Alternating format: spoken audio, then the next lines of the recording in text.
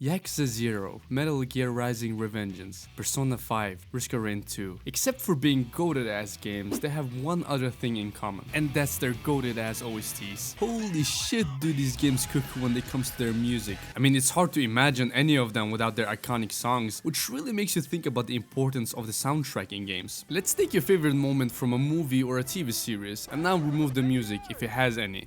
It doesn't feel the same, right? The scene could still be great, but it would probably get robbed of most of its atmosphere. The same principle of course applies to video games. The music is a crucial part for creating the dynamic and further emphasizing the emotions on screen. It could be a slow and quiet track that would fit a sad scene, a fast-paced energetic one for badass moments or boss fights, or a goofy soundtrack for silly ass moments. The variety in OSTs is huge, even more so than in movies and TV shows. Just compare the soundtrack from a game like Cuphead to something like Undertale, or hell, even the soundtracks in games from the same studio like Persona 3 and Persona 5, and you'll understand just how different the music can be. This uniqueness and the huge impact it makes on the game is exactly why I fucking love video game music. When I think about absolute bangers in gaming, two studios come to mind: RGD Studios and Atlus. Very different games with very different type of music, but still united in being absolutely goated. Let's start with my favorite one, RGD Studios. And here I'm mainly referring to the Yakuza / Like a Dragon games and the Judgment series. This studio has produced so many games, with each entry bringing so many bops to listen to. And this huge amount of games also brings so much variety. Like you'll have 80s pop music, electronic rock, and even fucking dubstep for some fucking reason, and even that sounds heavenly. RGG is cooking hard, cause it's crazy to have this level of consistency throughout all of these games. And this consistent quality really stays everywhere in these games. You can go to a random bar and start hearing relaxing jazz music, start dressing up girls and you start hearing the most angelic song you've ever heard. Even sub-stories have superb background music. These games rarely miss with their OSTs, but the thing that Yakuza and the Judgment series does the best are the story moments and the music that accompanies them. These games are really good at creating both emotional and very badass moments with a very fitting soundtrack. One moment you'll be super excited fighting through a horde of enemies while the best battle OST you've ever heard is playing, and the other you'll be crying your eyes out watching one of your favorite characters die, hearing a melody that just makes the matter worse. I seriously cannot overstate just how good the music is in these games, every single one of them. If I had to list my favorites from each one of these games, it would have to be Interplanetary Spark from Yakuza 0, Ideal for Violence from Kiwami, Outlaw's Lullaby from Kiwami 2, Fly from Yakuza 3, For Faith from Yakuza 4, any of Haruka's songs from Yakuza 5, Theory of Beauty from Yakuza 6, Warmaker from Like a Dragon, Receive the Archetype from Ishin, Psycho's Anthem from Gaiden,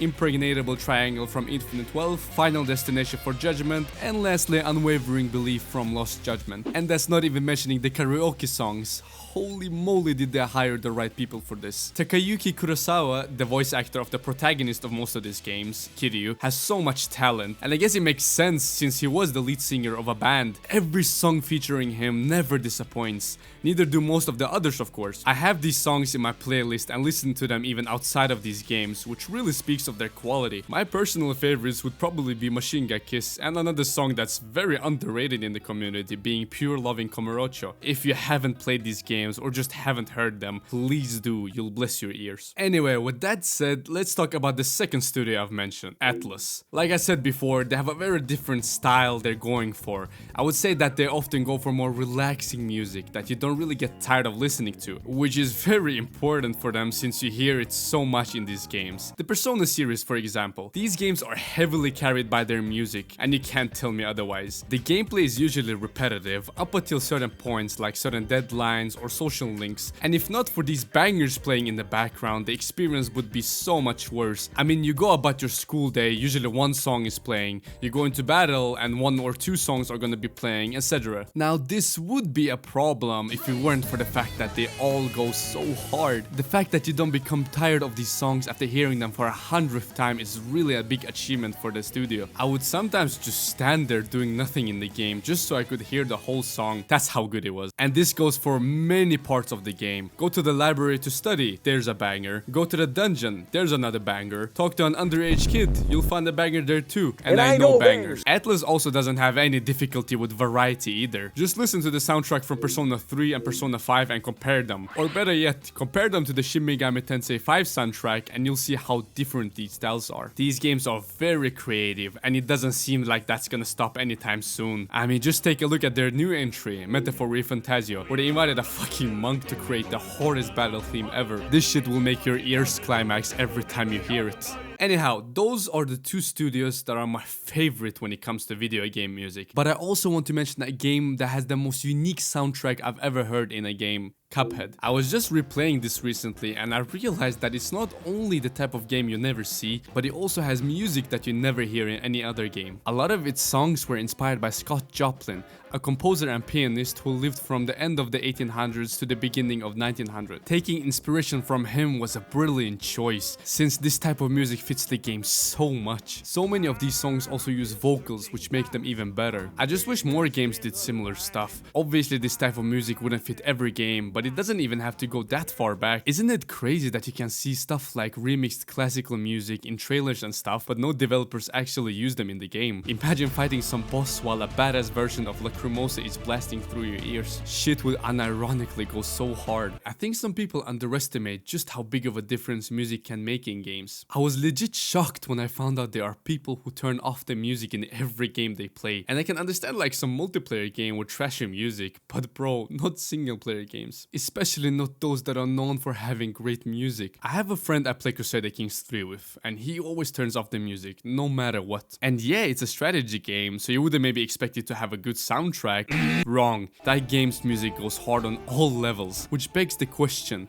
why? Why do people like that deliberately choose to skip over the good music and instead listen to some random podcast or something? Like I've even heard people hate on Minecraft music. What? What motherfucker listens to this and goes, nah, this sucks? Some Minecraft OSTs got me ascending with how good they are, and there are people out there who choose to disable them. I don't think it's just the players though. I think some developers also underestimate just how good their soundtrack is. They'll sometimes just use one of their best tracks for like a 2-minute boss fight or a short moment of the story and never again. It's crazy because sometimes it's so short most people don't even know about it. If you don't go into YouTube and stumble upon it, of course. I wish every game came with an option to listen to the in-game music, just like they do in Tekken 8, but here they go even further beyond, where you can customize which music you want for which stage and so on. And no, I don't count the albums you can buy on Steam, for example. You should not have to pay extra for that. It should be included with the purchase of the game. It would just be so much easier to listen to the game OSTs if every developer did that, but that's probably unrealistic since most don't even want to go through the trouble. Anyway, that pretty much wraps up how I feel. I think video game music is amazing and should get more respect. I am also aware that I left out so many other games which you may think have better music than what I mentioned, but alas, you can't talk about them all, otherwise the video would be too long. This video is very biased, of course. The games I talk about are the games I play and love. Anyway, with that said, peace out.